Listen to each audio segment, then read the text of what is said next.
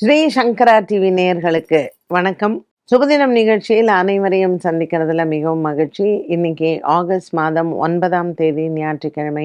இந்த நாளுக்கான 12 ராசிக்கும் பலன் மற்றும் பரிகாரத்தை பார்க்கலாம். அதனைத் தொடர்ந்து நமக்கு ஒரு அழகான கேள்வியும் இருக்கு. இன்னைக்கு பார்த்தீங்கன்னா, சந்திரன் செவ்வாயுடன் சேர்ந்திருக்கிறாரு. சந்திரமங்கல யோகத்துடன் இருக்கக்கூடிய இன்றைய நாளில் மேஷராசி நேயர்களுக்கு ராசிநாதன் செவ்வாய் சந்திரனுடன் இருப்பது ஒரு மிகப்பெரிய பலம் என்று சொல்லலாம். ஏகாதேசி திதியான இன்றைய நாளில் பெருமாளின் அனுகிரகமும் பரிபூரணமாக உண்டு.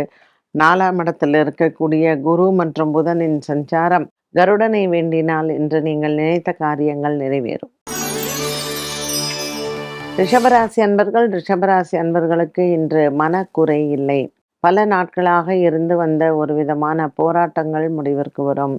இன்று ஞாயிற்றுக்கிழமை உறவினர்களின் வருகை நன்மையை தரும். குடும்பஸ்தானத்தில் இருக்கக்கூடிய சந்திரன் மற்றும் செவ்வாய், 3ஆம் இடத்தில் இருக்கக்கூடிய புதன் இன்று வியாபாரிகளுக்கு நல்ல லாபத்தை கொடுப்பார். மிதுன நேயர்களுக்கு இன்று புதன் சந்திரன் பரிவர்த்தனை யோகமாக அமைந்திருக்கின்றன. சந்திரனும் செவ்வாயும் சேர்ந்து சந்திரமங்கல யோகமாக இருப்பதனாலும் பரிவர்த்தனை யோகமும் இன்று மிதுன ராசி நேயர்களுக்கு ஒரு விதமான பலத்தை கொடுக்கும். இன்று நாள் முழுவதுமே நல்ல ஒரு உற்சாகத்தை தரக்கூடிய நாளாக அமைகிறது. பல நாட்களாக இருந்து வந்த ஒரு விதமான மன போராட்டங்களும் மாறும். கடகராசி நேயர்களுக்கு இன்று மாலை நேரத்தில் உறவினர்களின் வருகை நன்மையை தரும். அதே சமயத்தில் இன்று வியாபாரம் மற்றும் தொழில் சார்ந்த விஷயங்களில் உங்களுக்கு முன்னேற்றங்கள் உண்டு. கடகராசி அன்பர்களுக்கு இன்று எடுத்த வேலைகள் அனைத்தும் வெற்றியை தருவதாகவே இருக்கும். உடன் பிறந்தவர்களால் இன்று உங்களுக்கு நன்மைகள் நடக்கும். சிம்மராசி அன்பர்களுக்கு 12ஆம் இடத்தில் இருக்கக்கூடிய சூரியன் மற்றும் குரு புதன் இவர்களினுடைய சஞ்சாரம் குடும்பத்தில் நன்மையை தருவதாகவே அமையும். புதிய கடன் முயற்சிகளுக்கு வெற்றிகள் உண்டு. வியாபாரம் மற்றும் தொழில் சார்ந்த விஷயங்கள் இன்று உங்களுக்கு மனதிற்கு இனிமையாகவே அமையும். ஞாயிற்றுக்கிழமை ஏகாதசி திதியான இன்று பெருமாள் ஆலயத்தில் 11 தீபங்கள் ஏற்றி வழிபாடுகள் செய்ய. விரயத்தில் சூரியன் இருந்தாலும் அது இன்று லாபமாக மாறும். கன்னிராசி நேயர்களுக்கு இன்று குடும்ப குழப்பங்கள் தீரும். பல வகையான குழப்பங்கள் வியாபாரம் மற்றும் தொழில் சார்ந்த விஷயங்களில் இன்று உங்களுக்கு கடன் இதில் சம்பந்தப்பட்ட பிரச்சனைகளுக்கும் விடிவு காலம் உண்டு. உடன் பிறந்தவர்களால் இன்று உங்களுக்கு நன்மைகள் நடக்கும். எதிர்பார்த்த பண உதவி கைக்கு வந்து சேரும்.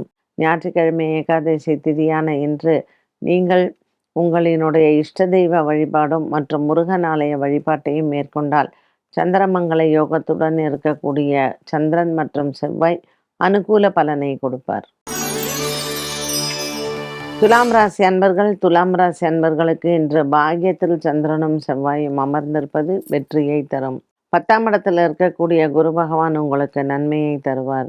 துலாம் ராசி அன்பர்களுக்கு இன்று நீண்ட காலமாக இருந்து வந்த ஒரு விதமான குடும்ப சண்டைகளும் ஓயும். சொத்து விவகாரங்கள் மற்றும் பண பிரச்சனைகளை இன்று பேசி முடிக்கலாம். நீங்கள் எடுத்த காரியம் வெற்றி அடையும்.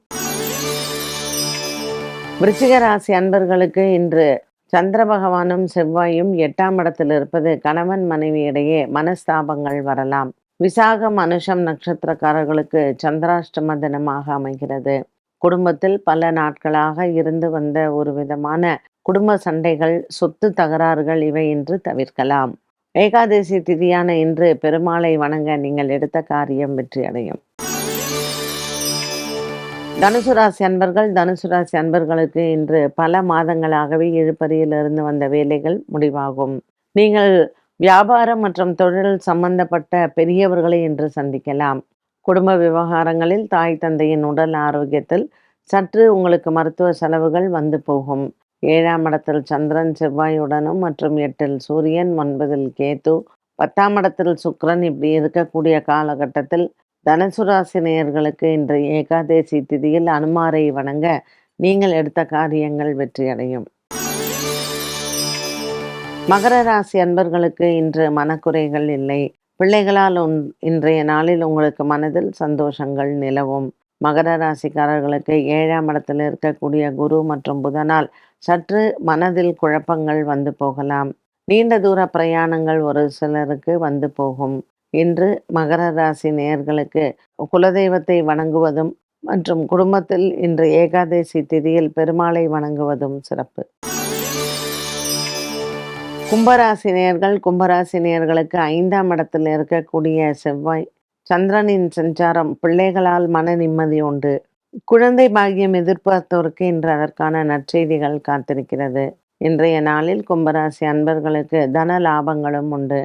வியாபாரம் மற்றும் தொழில் சார்ந்தவைகளுக்கு கூட்டுத் தொழில் வெற்றியை தரும்.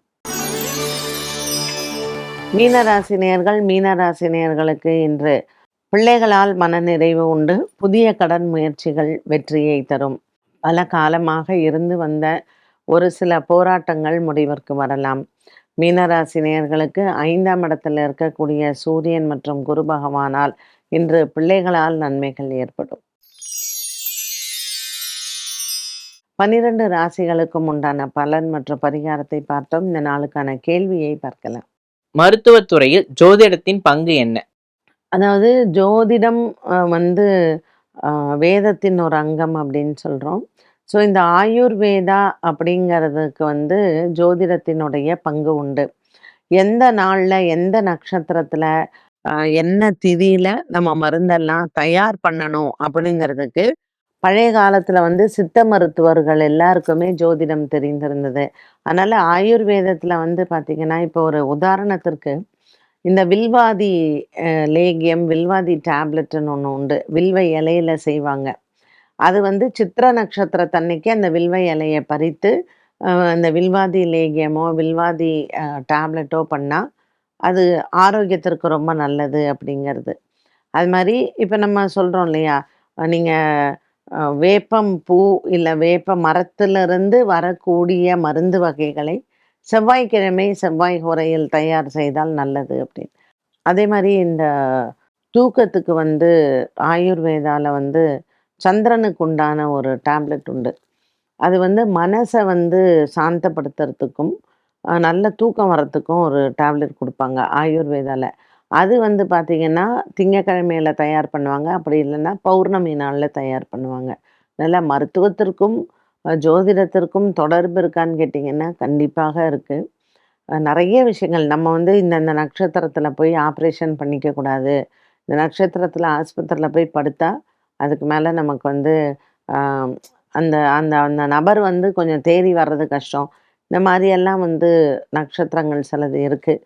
ஸோ இது ஜோதிடத்திற்கும் மெடிசனுக்கும் நமக்கு சம்மந்தம் இருக்கான்னு கேட்டிங்கன்னா டெய்லியே அது சார்ந்த விஷயங்கள் சூரியன், செவ்வாய், சனி இவங்க எல்லாருமே மருத்துவ சம்மந்தப்பட்ட கிரகங்கள் தான்.